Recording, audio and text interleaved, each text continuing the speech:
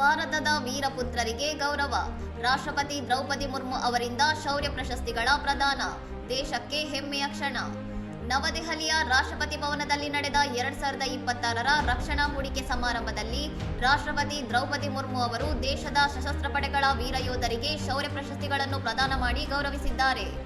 Operation Sindoor ಕಾರ್ಯಾಚರಣೆಯಲ್ಲಿ ಶತ್ರುಗಳನ್ನು ಸಮರ್ಥವಾಗಿ ಹಿಮ್ಮೆಟ್ಟಿಸಿದ ಭಾರತೀಯ ವಾಯುಪಡೆಯ ಅಧಿಕಾರಿಗಳಿಗೆ ಯುದ್ಧ ಕಾಲದ 3ನೇ ಅತ್ಯುನ್ನತ ಗೌರವವಾದ ವೀರಚಕ್ರ ಪ್ರಶಸ್ತಿಯನ್ನು ನೀಡಿ ಗೌರವಿಸಲಾಯಿತು.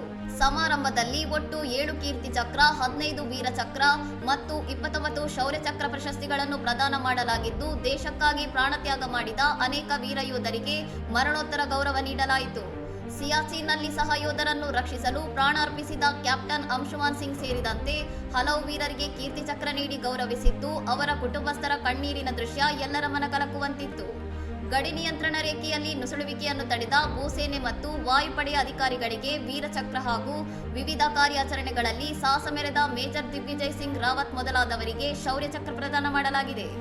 ದೇಶದ ಭದ್ರತೆಗಾಗಿ ಹಗಲಿರುಳು ದುಡಿಯುವ ನಮ್ಮ ಸಶಸ್ತ್ರ ಪಡೆಗಳ ನೈತಿಕ ಸ್ಥೈರ್ಯ ಮತ್ತು ದೇಶ ಪ್ರೇಮದ ಕಿಚ್ಚನ್ನು ಈ ಪ್ರಶಸ್ತಿ ಪ್ರದಾನ ಸಮಾರಂಭ ಮತ್ತೊಮ್ಮೆ ಇಡೀ ಜಗತ್ತಿಗೆ ಸಾರಿ ಹೇಳಿದೆ. ಇನ್ನಷ್ಟು ಸುದ್ದಿಗಳಿಗಾಗಿ ನೋಡ್ತಾ ಇರಿ ಸೌರಂ ಟಿವಿ.